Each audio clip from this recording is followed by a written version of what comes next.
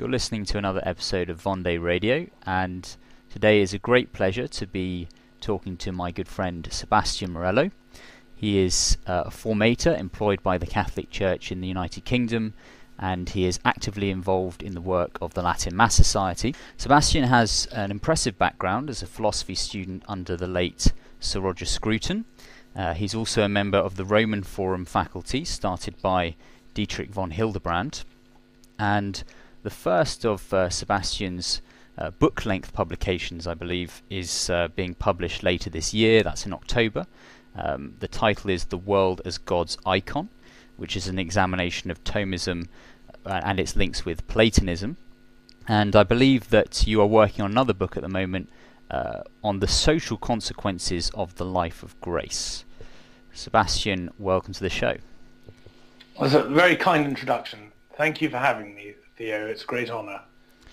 Yeah, well, I think I've talked to you for a long time about the development of your next work, of your doctoral thesis, and it seems to place you very well to discuss the role of aristocracy and the role of inequality in human nature. And I think this is a very important subject because if you talk to Catholics today, even traditional or conservative Catholics, while they'll be very, very strong in adhering to the traditional teachings of the Church in all sorts of areas of the moral life, in matters of dogma, something modern Catholics are less comfortable in accepting or thinking about the consequences in society and their own lives is the idea of inequality in nature.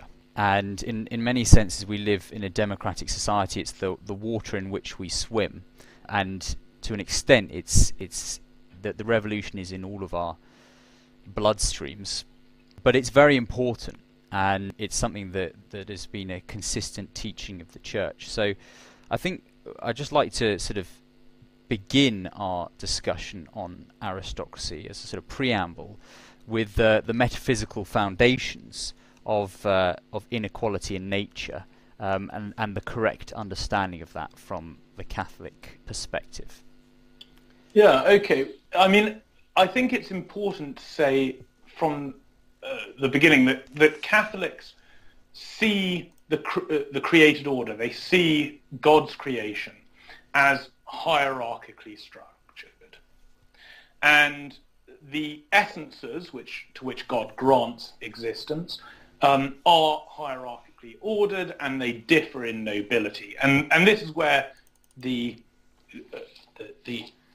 old idea of the great chain of being comes from, which was reintroduced as a philosophical topic by Lovejoy, of course, in the 1970s, I suppose.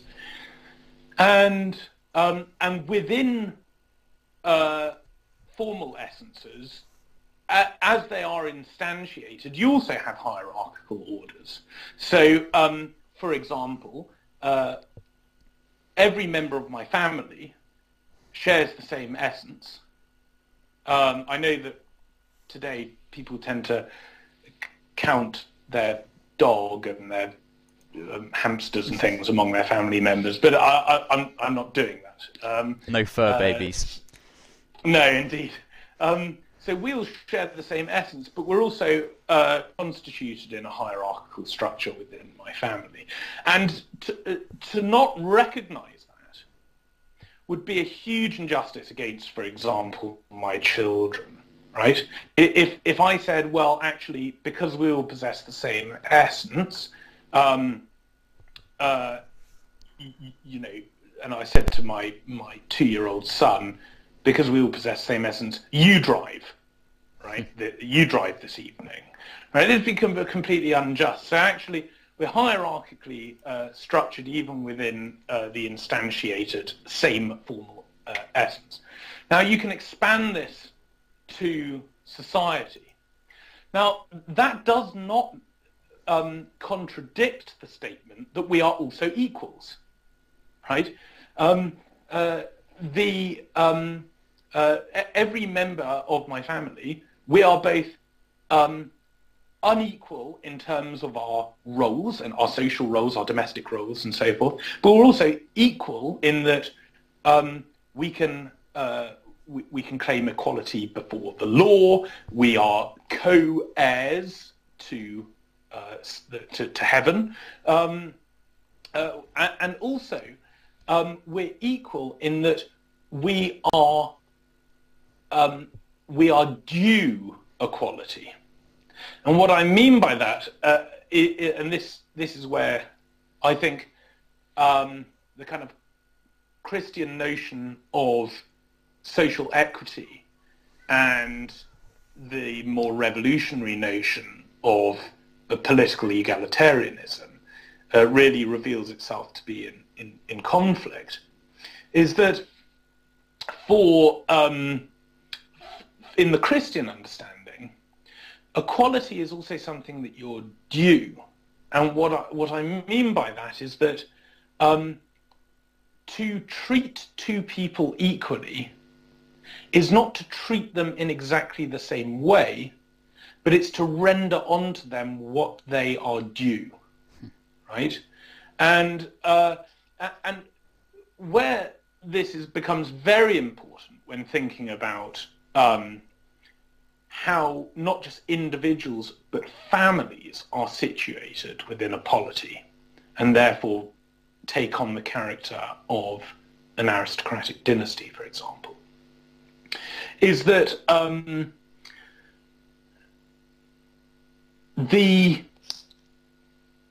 you're not only due something as an individual, but you accumulate certain claims over time, particularly because of your domestic participation. So, for example, in the absolutely amazing essay, Rationalism in Politics, by Michael Oakeshott, very famous essay,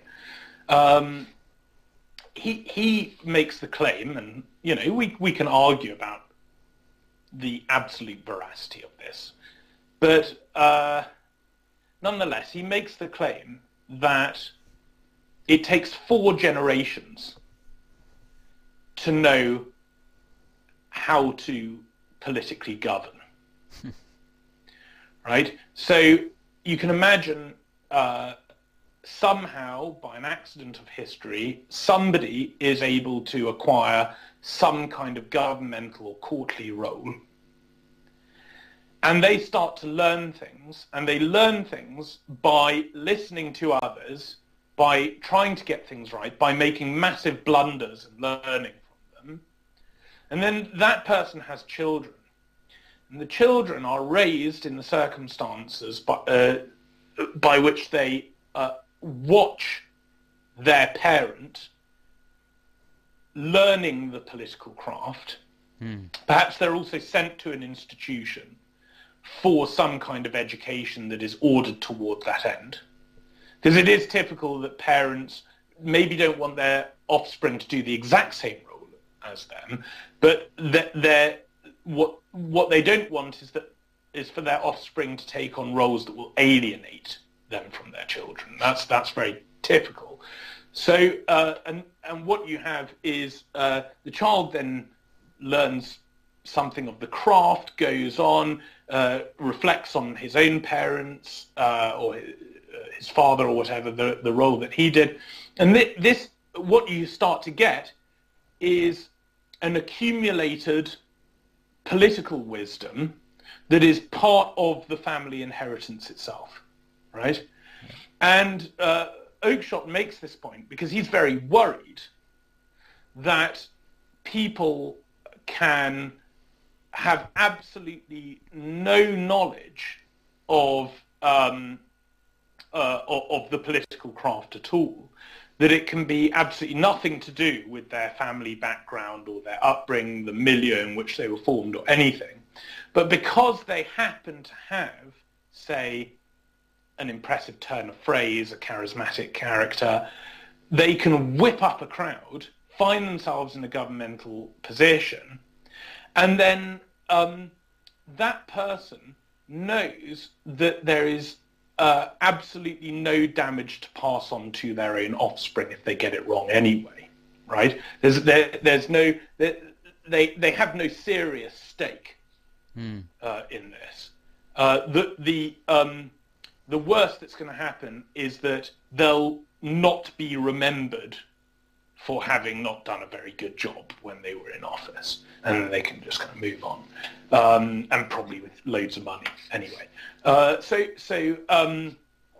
Oakeshott thinks that this is now Oakeshott is not anti-democratic, and I think it's important to make the case when you're making the case for the old, particularly European political order. And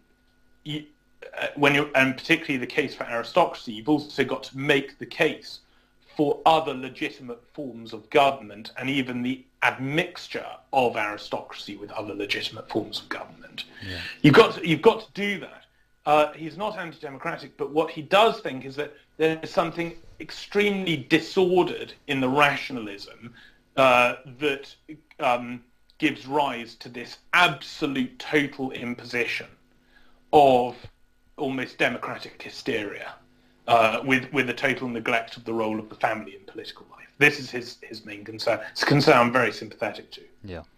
So it's not a coincidence that the decline of aristocracy has also coincided with the decline of the family, and I'm not just talking about the nuclear family, the decline of the nuclear family in the last 50 years, but the decline of the extended kinship model of family connected to place and custom and tradition in the last 300, 400 years since the agricultural and industrial revolutions. But just to go back to that point about natural inequality, as you said, we are all equal before God, but it's manifest and obvious to all that we're not equal in everything else. Leo the 13th talked. Also, even if you'll just forgive me, even there, we have to be able to say both things at the same time, right? Just like we can say about the temporal society, for example, that we're all equal and yet we're all hierarchically structured, and some are above and some are below. So too, we have to be able to say we're all equal before God and we're all hierarchically structured and unequal before God, right? And even in the heavenly eternal banquet, right? Not everyone sits at the head of the table, right? Even heaven itself is hierarchically ordered. And, if somebody looks forward to heaven and hopes for their eternal salvation, and also hopes to possess the same place in heaven as the Blessed Virgin Mary, they've made a mistake, right? No one is going to get the place of the Queen of Heaven and Earth, right? In heaven. So, and this is, it's very typical that in the Catholic worldview, there's always a claim to seeing things both and rather than either or. And this is another example of where we can affirm the fundamental equality, even from the perspective, even if it's not an impious way to put it, even from a God's eye perspective, right? We can affirm the equality of I don't want to say of all people, because there is a fundamental difference in kind between the baptized Son of God and the yet to be converted. But before, even from God's eye perspective, we can affirm the equality of all the baptized as co-heirs of heaven, and also affirm their inequality and hierarchical constitution. And it's very important that you're able to do that. Yeah, Monsignor... Sorry to interrupt you. That's okay. Monsignor Alfred Gilby, I think he wrote that it's not so much that God loves us equally, but that he loves us uniquely. And I think that's quite a nice way of surmising what you've said. and that if we do say that God loves us equally, he loves us for the end for which that love exists, which is to enjoy eternal beatitude with him in heaven, which he wills for all people. God desires all men to be saved, but the intensity to which he feels that love for each individual person, it varies. I think, I mean, I may have been overly exposed to Dominican theologians to feel comfortable with language of God feeling things, but what I would say is that I think Monsignor Gilby is right about that, just like he was right about everything else, and it's very clear from the example of the Blessed Virgin that we are not all equal recipients of grace. Mm-hmm. And in fact, we're not all equal recipients of grace, even in heaven. Right? Even our participation in the supernatural life in heaven. And very famously, Saint Therese of Lisieux has a very beautiful image for this, because she's trying to, as a little girl, understand this.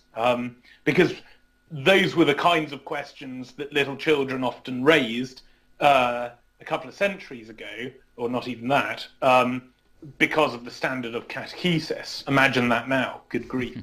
And you know, she as a little child is sitting there with her sister, pondering this problem of the inequality in the reception of grace, even in heaven. And her sister takes out 2 glasses and fills them to the brim with water and says, which glass has more water in it? And Therese looks at the larger glass and says, that one. She says, does that mean that that glass is more full? Right? And of course, it's not. And this is the analogy that Therese needed in order to kind of move past this that troubled her so much as a child. Yeah, I think, as I said before, we've all been so immersed in the democratic Weltanschauung mindset. We've got to get away from this idea that uniformity and absolute equality is a good thing, or is how the universe is constituted. To go back to Leo XIII, he says, there naturally exist among mankind manifold differences of the most important kind. People differ in capacity, skill, health, strength, and unequal fortune is a necessary result of unequal condition. Such inequality is far from being disadvantageous to individuals or to the community. Social and public life can only be maintained by means of various kinds of capacity for business and the playing of many parts, and each man, as a rule, chooses the part which suits his own peculiar domestic condition.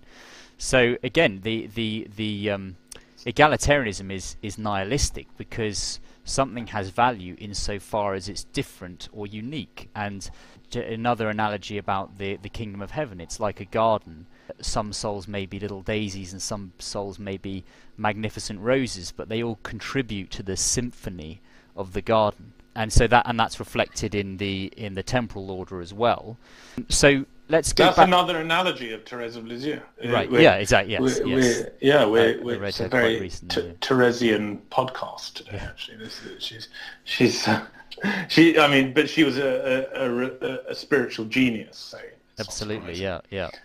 Yeah. Great teachings of a great doctor. But to return to history, so you have a situation in antiquity where the rulers were largely the warriors, the bellatores, and this is a society, an organic society that the church sought to evangelize. And so I wonder if you could say something about how the gospel was proclaimed to these societies, and how the church sought to sanctify this order and actually sanctify, in particular, the Roman patriciate, for example, and the Greek aristocracy in the Mediterranean world. Yeah, well, it's an interest. I think, in part, I disagree with the premise of your question, in that it's not clear to me that these were organic societies. Okay. In fact, these were often incredibly unorganic, often quite rationalistic, very oppressive, often extremely violent societies. The incredible abuses of the family structure that took place in antiquity was very detrimental to the realization of any kind of thing that looks like an organic society. They're not the kind of almost total perversions of nature and assaults on the family that we see today, but then you ought not to expect the post-Christian animal to look the same kind of creature as the pre-Christian animal. It's not the same kind of thing.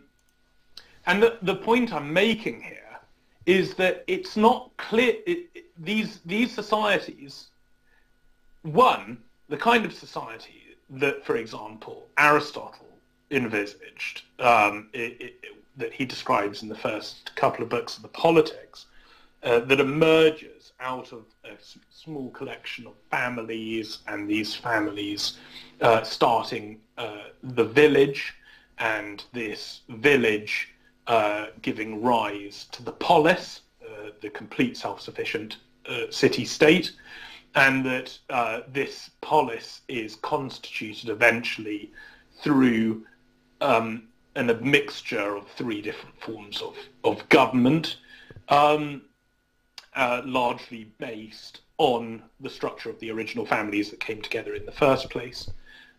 This kind of organic model of society isn't really anything he saw anywhere. It's something.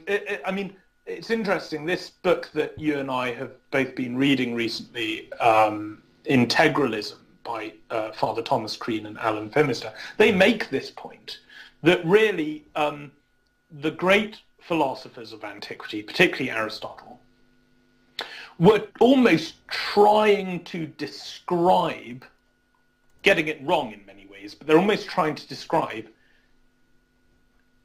a polity that cannot be realized without grace.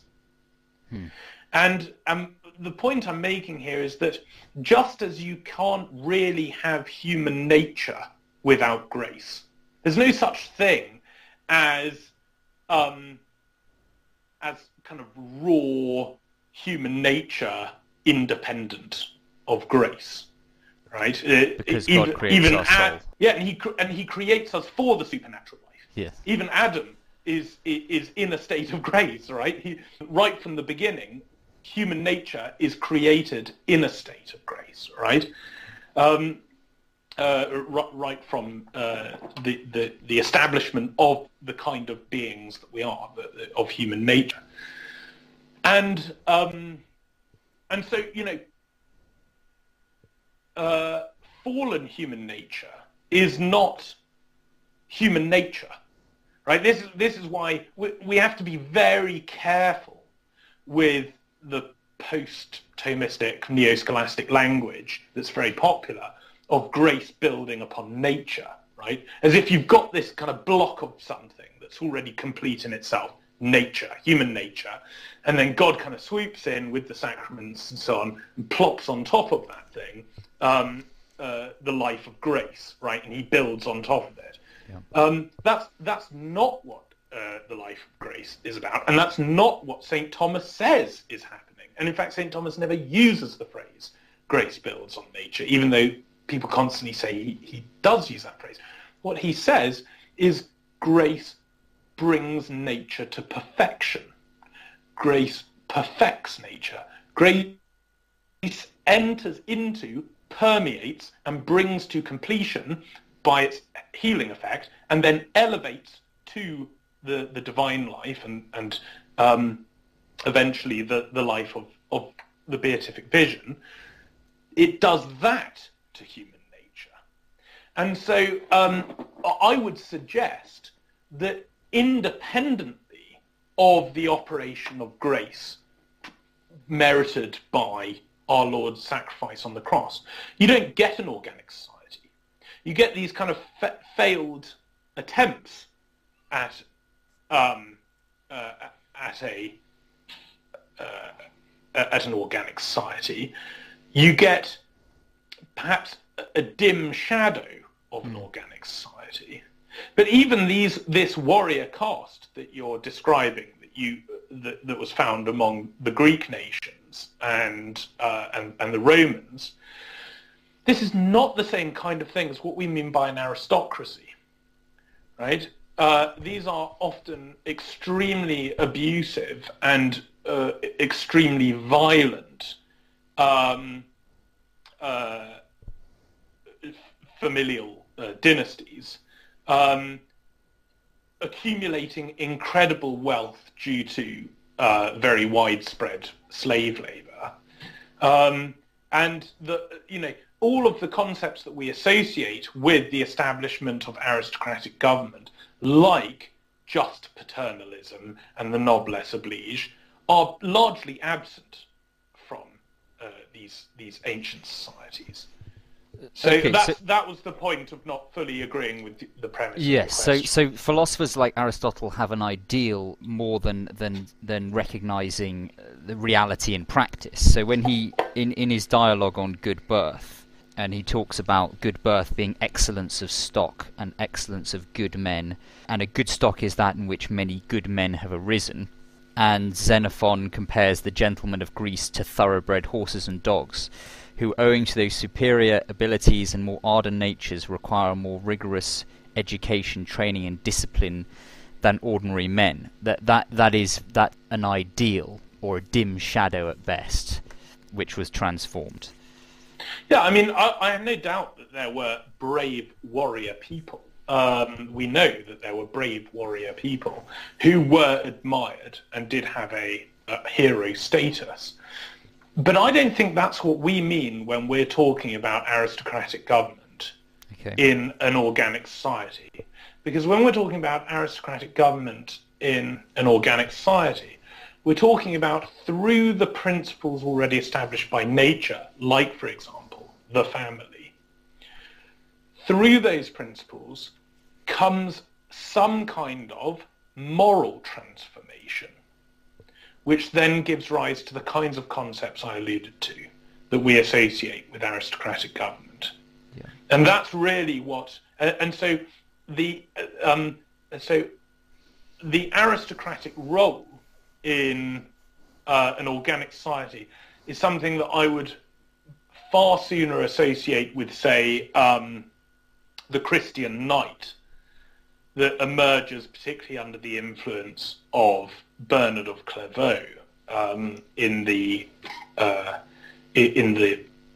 late medieval period, than with any kind of warrior caste of the Mediterranean in antiquity, for example.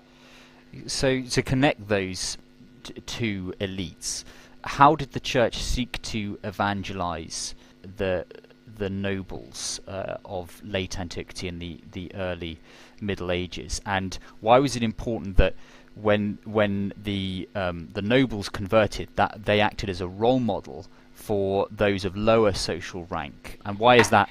I can't think of a better word to say, but why is that like an efficient way of evangelizing elites? Because it's very interesting in analysis of early Christian communities in the Roman Empire.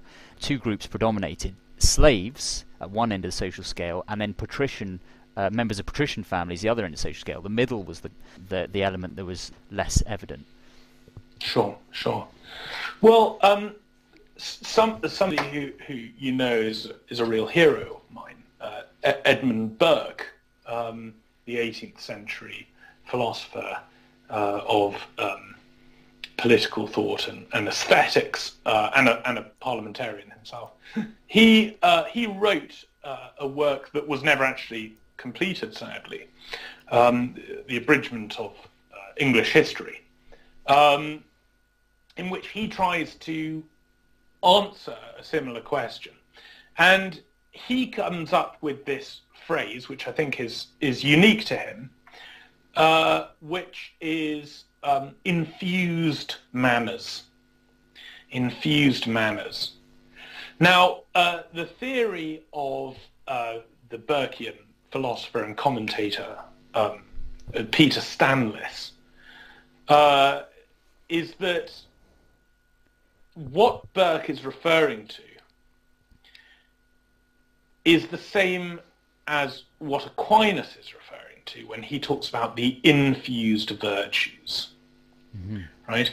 We're talking about the assumption and transformation of natural virtues by the infusion of virtues that differ in kind from those natural counterparts, right? And Burke talks about this infusion of manners that came with the arrival of Christianity in Europe, and that the first recipients, because of their political and social role, the first recipients of these infused manners by the social operation of the church was the warrior caste of European society. And he particularly focuses on people like the Saxons, people who are really obviously difficult cases, let's put it that way. Yeah. They're pagan, King they're Clovis incredibly... and the Franks. Right, yeah. They're pagan, they're extremely violent, and they oversee a largely unjust unjust polity, and what happens is that through the operation of grace, the oppressive warrior gives way to the Christian knight, who is now not so much a dominating figure, but he is a servant of the community. Now, I recognize that this is not always realized in European history. It's very important that this is the ideal that is expected for people to uphold and have in mind. Now, Burke actually thinks that this, what this gives, this has this, to use an awful phrase, this kind of trickle-down effect in which what you end up with is a kind of emancipation of everyone else in the polity, not in such a way as to destroy the hierarchical structure, but that they receive, according to their station in society, the virtues of the Christian knight, who is the representative of Christendom. The Christian knight is the agent of a political Christian social order, right? That's his role, and Burke sees this in the universalizing of the concept of gentleman. So the gentleman is the one who, originally we would say the gentleman is the landowner, right? Which obviously harkens back to the whole idea of the knight. But very soon, we start referring to people, and in a way you might say we kind of got to this just before all the revolutionary periods, but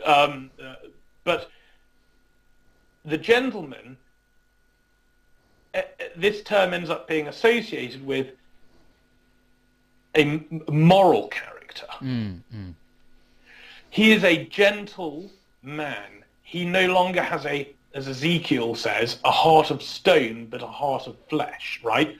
The infused virtues have operated and transformed this person, right? And it's important that Burke has this understanding of infused manners, because we tend to think of having manners as kind of, snobbish bourgeois virtues, right? But I think it becomes more helpful if you distinguish in your mind, which we don't tend to, manners from etiquette, right? Because etiquette is a code of behavior which you are expected to uphold, and you can be scandalized if others don't, right?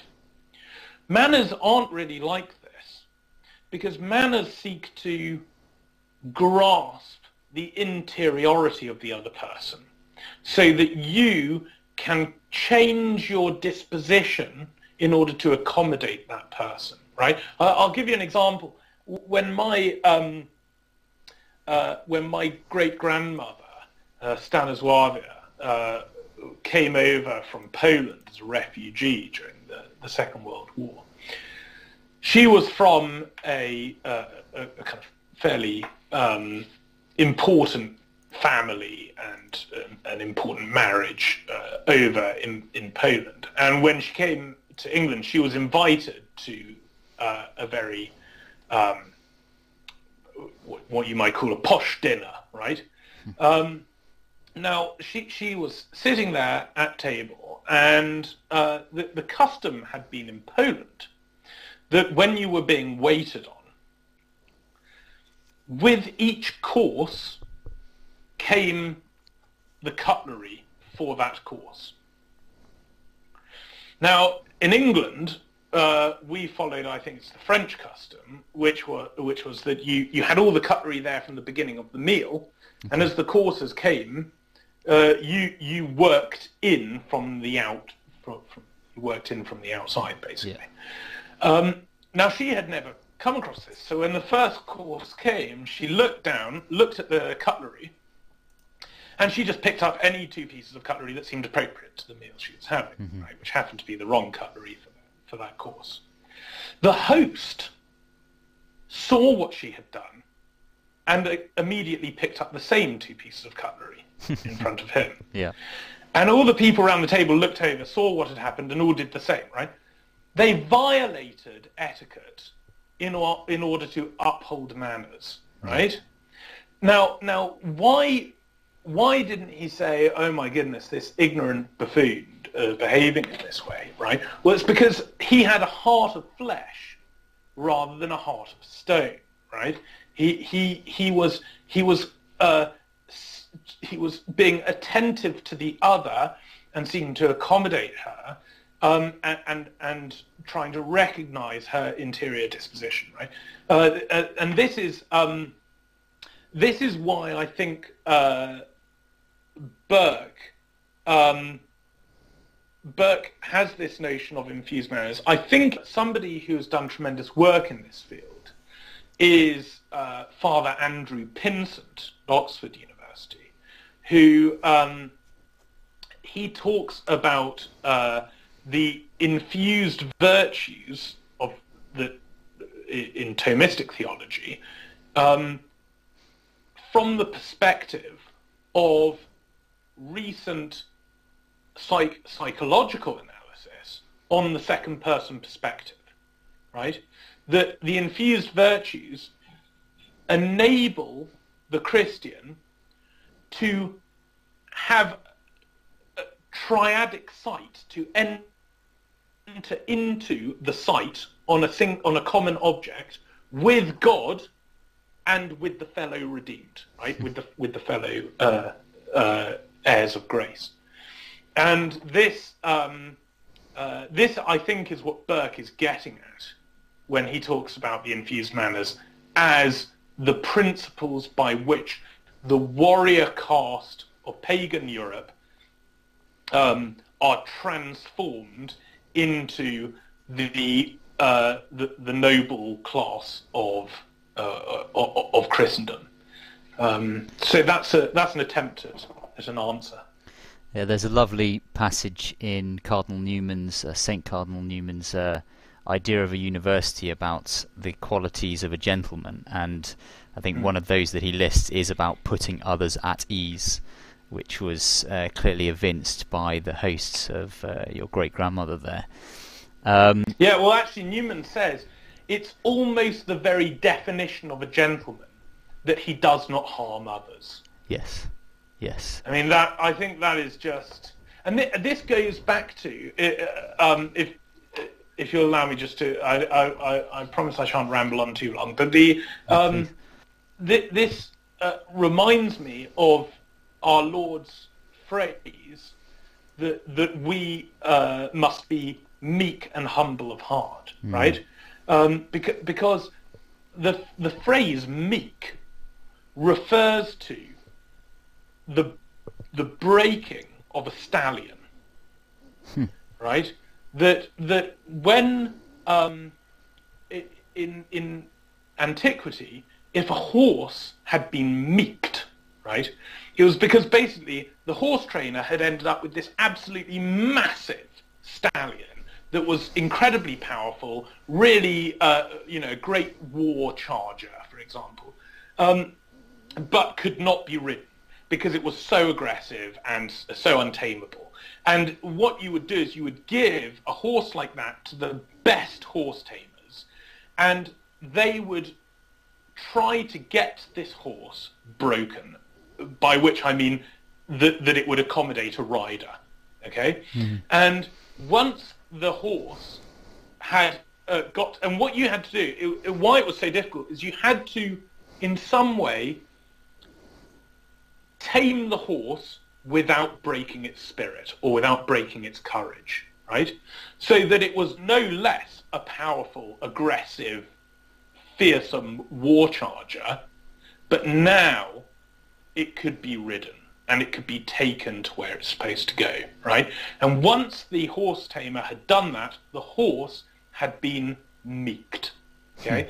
And this is really important because when people say, our Lord says we must be meek and humble of heart, he's not saying we must be a bunch of wimps, right? The great knights of Christendom were not a bunch of wimps, okay?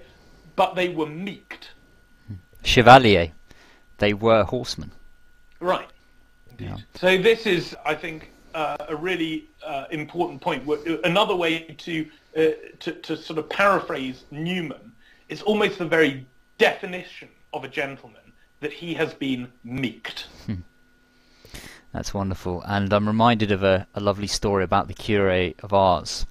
And as his fame spread and he would spend upwards of 16 hours a day in the confessional, some French nobles came to say their confession and seek penance, and they came out of the confessional saying, "Oh, this man, he must be from a noble background. His etiquette, his courtesy, his dignity are so elevated." And this was a priest, a man from a very humble background, from a peasant background, in sort of modern parlance, with a low IQ, for whatever that's worth, and had clearly been elevated by nobility in the transcendental sense.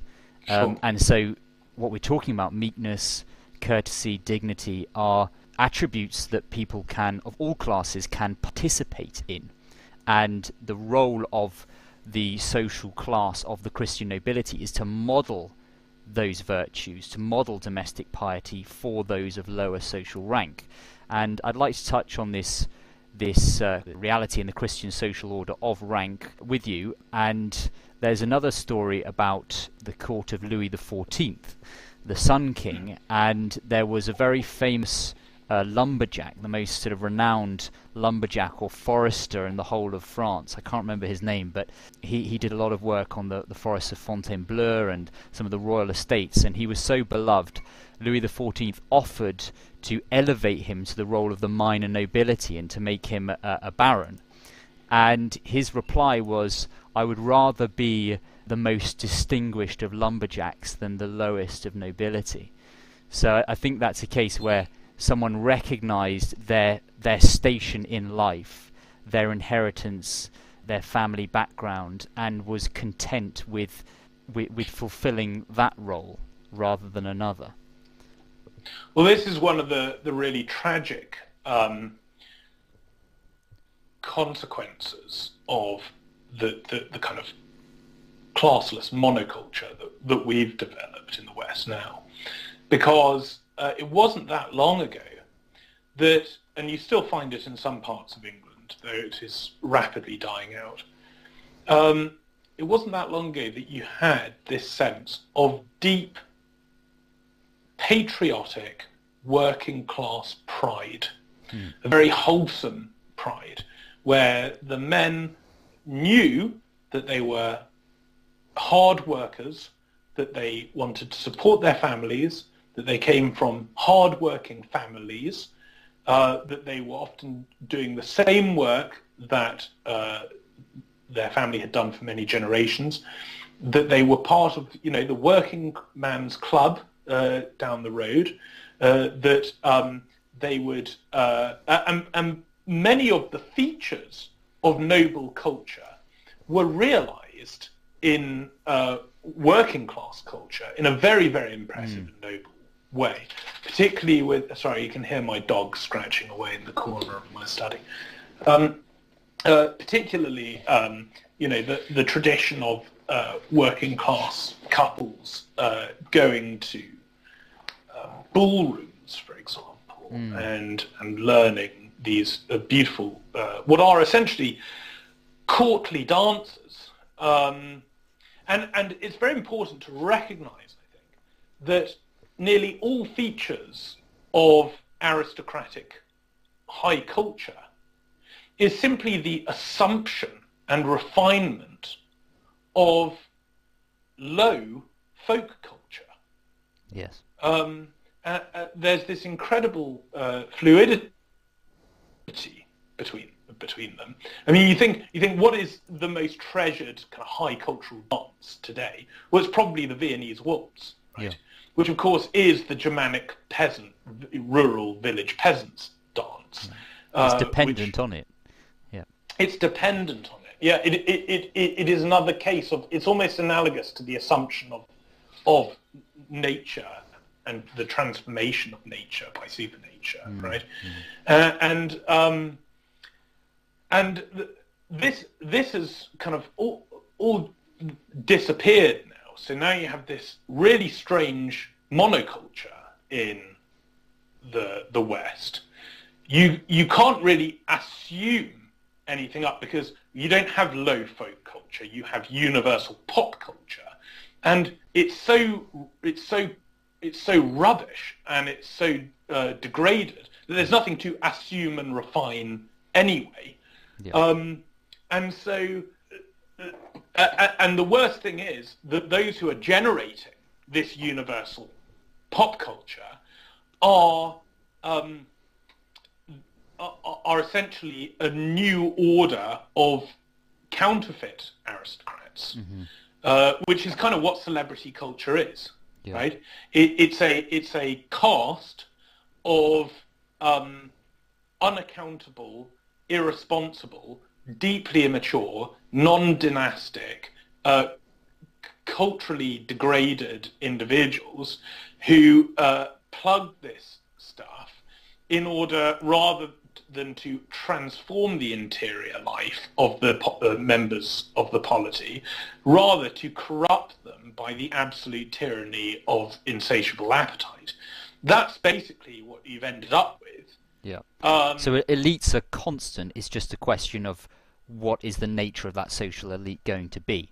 Are we going to have an elite that models virtue and refined, beautiful fashion, manners, dignity, or are we going to have an elite that models the most noxious and corrupting models of fashion for those of lower social rank, and thus degrade society as a whole? Right, and these this pseudo aristocracy has not it hasn't made society any more egalitarian. These people possess wealth that the aristocrats of the past could never have even imagined. But what they can claim is that since they haven't generally received it from their families, but through slavery to huge production companies, they can claim a meritocratic ascent, which means that there's absolutely no claim on them to exercise the noblesse oblige. Yeah. So they're completely unaccountable and completely irresponsible. And this is basically what you've ended up with. But we still congratulate ourselves today for having emancipated ourselves from some kind of fictional aristocratic tyranny. Yeah. Now, I don't want to be too over the top, although I'm sure many people will accuse me of already having gone over the mark. But it is worth saying that there were terrible and abusive and awful aristocrats in the past, and we have the word sadistic for a reason. Well, in a sense, the revolutions began with the elite in the Enlightenment. Before that, with the German princes that supported the Protestant Revolution, and it was actually amongst the Baroque peasantry that the faith was kept for longest. So, in a sense, it was the bourgeoisie and a large part of the bourgeoisie and more rebellious members of the aristocracy who began this process of the destruction of the Christian social order. Yeah, but notice those rebellious aristocracy that you refer to. Notice that they were the ones who continued to fulfil their role. And you think about the aristocracy in the Vendée, who took up arms and led their people at the request of their people against the revolutionaries. Well, the only reason they could do that is because they were still in the Vendée. They never went to Versailles, right? And lived in this kind of gilded brothel over there. They actually the peasantry of the Vendée and the aristocracy there went to one another's weddings, went to one another's baptisms. They knew each other. They went on in hunting parties out together. The point of a Christian hierarchical order is not to alienate people from one another, but to use Marxist terminology, it's actually to it is to establish a moral unity. Yeah. Louis de Bonald talks about how the sacramental marriage bond held the family together and the guild humanized the economy, while primogeniture was the principle upon which agrarian culture rested. Hence, it was one of the principles upon which all culture ultimately depended, insofar as the fate of the family could not be separated from the fate of the family farm.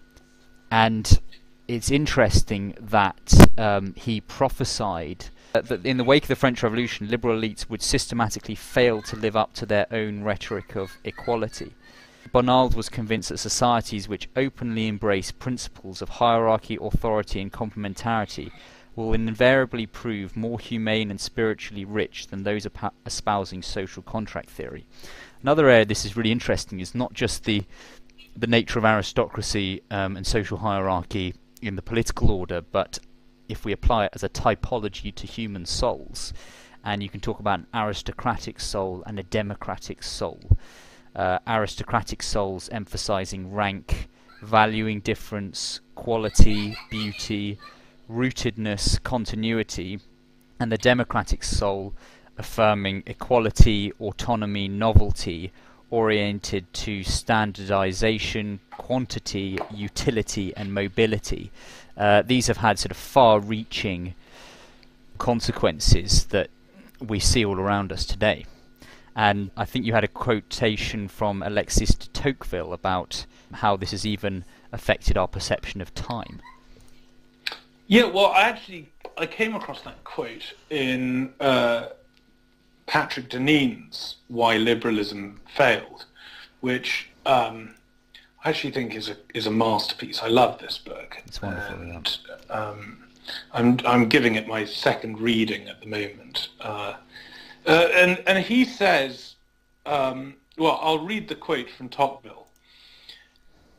Quote, "Aristocracy links everybody from peasant to king in one long chain. Democracy breaks the chain and frees each link. Thus, not only does democracy make men forget their ancestors, but also clouds their view of their descendants and isolates them from their contemporaries. Each man is forever thrown back upon himself alone, and there is a danger that he may be shut up in the solitude of his own heart." It's very interesting. I mean, from a philosophical perspective, you could say this this contractual view of the establishment of the polity as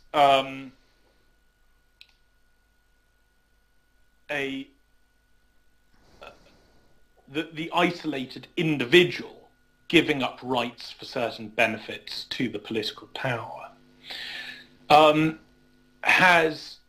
it ought not surprise us that with the emergence of this theory came widespread arguments for epistemological solipsism among philosophers, that we are all just shut up in our own minds, as he says, in the solitude of our own hearts, shut off from objective sense experience, and that really we are totally isolated. To refute John Donne, each man is an island, and we are completely alone. And since we are heirs to that tradition, both that anthropological tradition and that political tradition, it ought not to surprise us that we now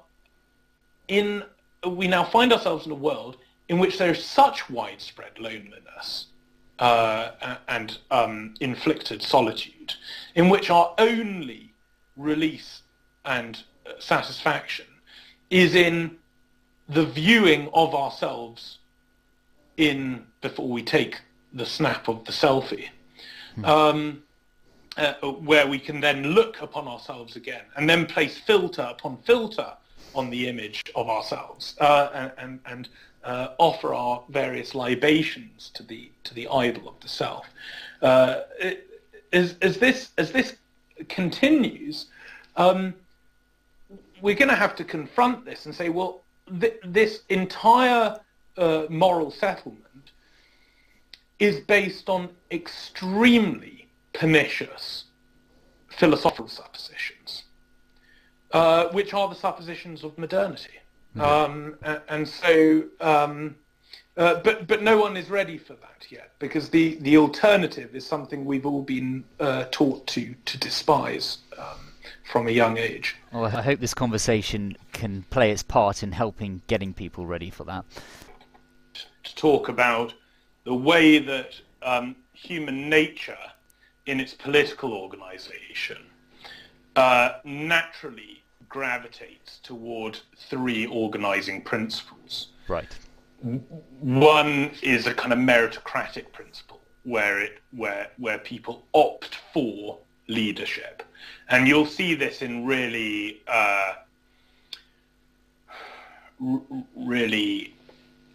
micro examples of small groups trying to work out, how to organize their day or whatever, and they'll just quite organically select from among themselves somebody who can take a leadership role. But at the same time, you'll find among these kind of small groups a desire to look for precedent. And, why doesn't Bob lead us? Because Bob's parents have always taken a leadership role in the community. Well, now you've got a kind of aristocracy. Christian virtue is the essence of a Christian nobility and how their role in society is to model the virtues of domestic piety for the rest of the population. I have a question here, something slightly different in character, but I'm sure one that will be of interest to you. And if we think of the aristocracy and the royal families at the apex of that as fulfilling the role of lay leadership, what has the decline of the aristocracy, the degradation of the aristocracy, how has clericalism become a problem in the absence of lay leadership? How has it contributed to that problem? Well, this is a very complicated topic, and I think we would need a whole other podcast to really go into this in any depth. I think it is worth saying that, as Burke suggested, just as the clerical order of the church has its supreme figure, in the virtues of which all other members of that clerical order participate, namely the bishop, so too, in the Christian model of Christendom, the temporal aspect of the church's life, which belongs to the lay order of the church, so too there is a supreme figure in the virtues of which we will participate.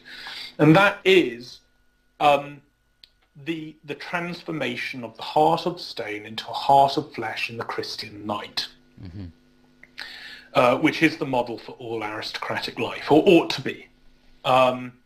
And so the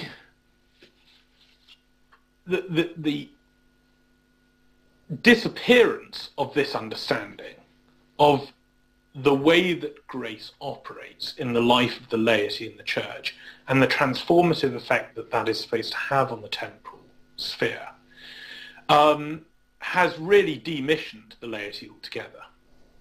Yeah. And what this means is that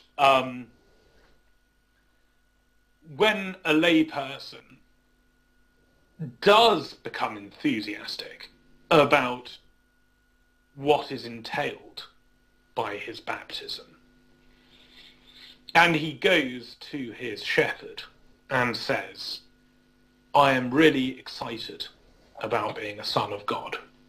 What can I do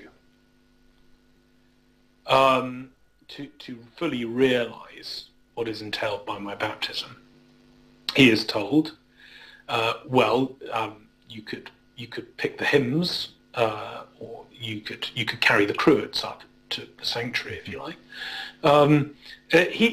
Essentially what happens is he is stripped of his lay identity, and he is, for a moment, for a few minutes once a week, a pseudo-clerical identity is bestowed upon him, and he gets this or that liturgical task, and then the rest of the time he just needs to get with the program of the unconverted world, essentially.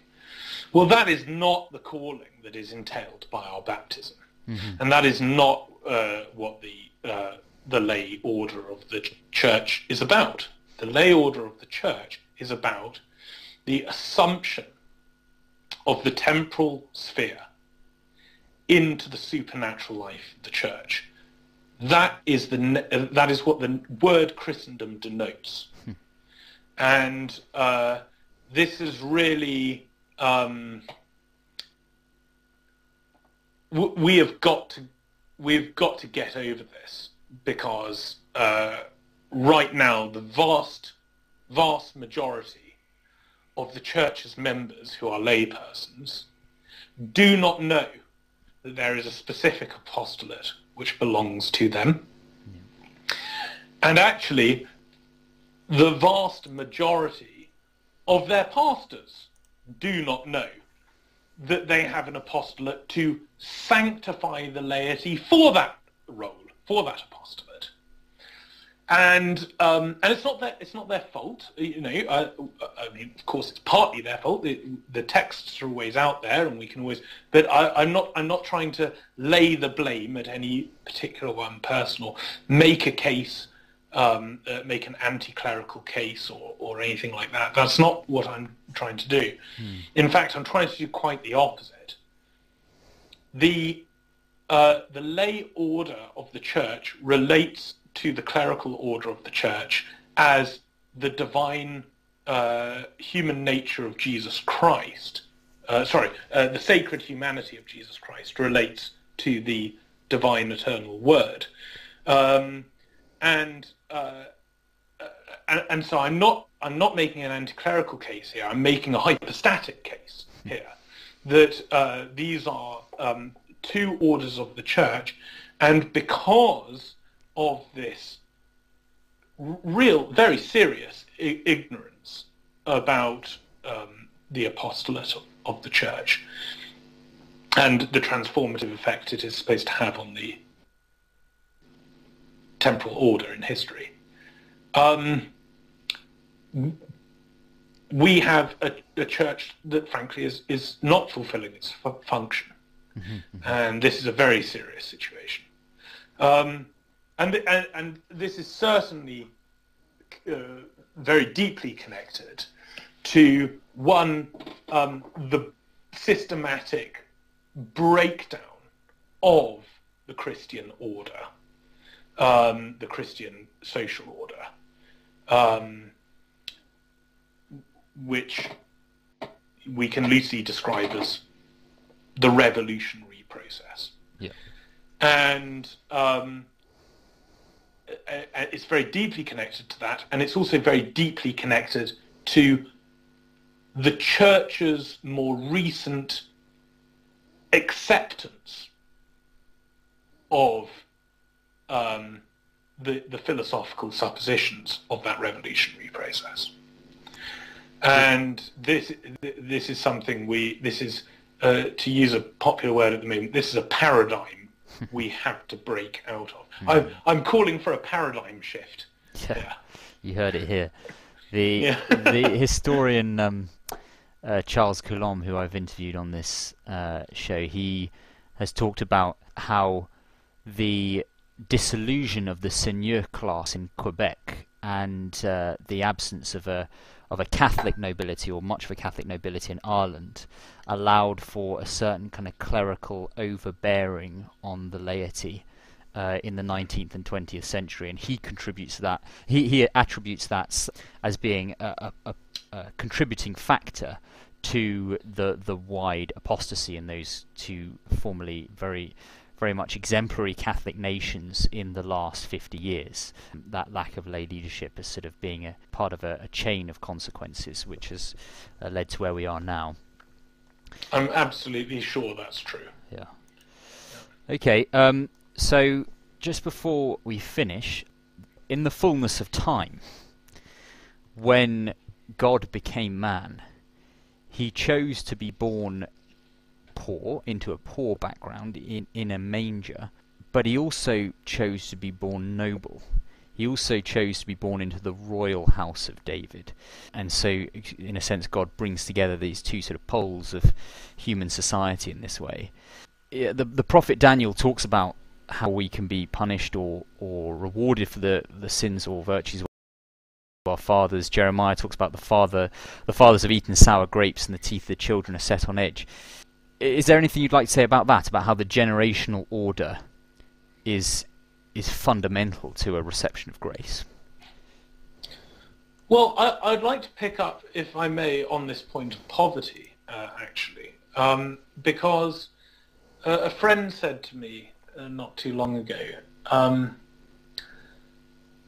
only happy with an aristocracy if it's a poor aristocracy. And I think that this is quite an important point. If you look at the origins of the aristocracy, the point of the aristocracy was not to be wealthy. The point of the aristocracy was to govern nobly. Mm-hmm. Now, they needed certain competitive material private goods in order to fulfill that role. And as things developed and certain ambassadorial roles were taken on, the whole point of the establishment of a court was so that you could accommodate people from other regions, other nations, and so on, and that you could fulfill the requirements of Christian hospitality toward those people. But the point of the aristocracy was not to be filthy rich, right? Mm-hmm. And sometimes one of the reasons why people have an aversion to the idea of regional aristocratic government is because they imagine a really, really incredibly wealthy family surrounded by really awfully poor peasants, basically. Mm-hmm. That's what they imagine. That is which is what we sort of have now anyway, but just hidden. Right. We have that now in a way that we never had it before. Right. The wealth of I'll try not to go on another rant, but the wealth of our pseudo aristocracy is so disgusting, right? I mean, it so violates the kind of Christian equity that is proper to a Christian social order. It's really repulsive, this incredible accumulation of capital that you find in modernity and post-modernity. What you had in the medieval period was the aristocracy with a castle instead of a stately home or a palace or something, a castle within which the surrounding agrarian population could barricade themselves if they were attacked by marauders, right? And it was the role of the aristocracy to make sure that they could do that. So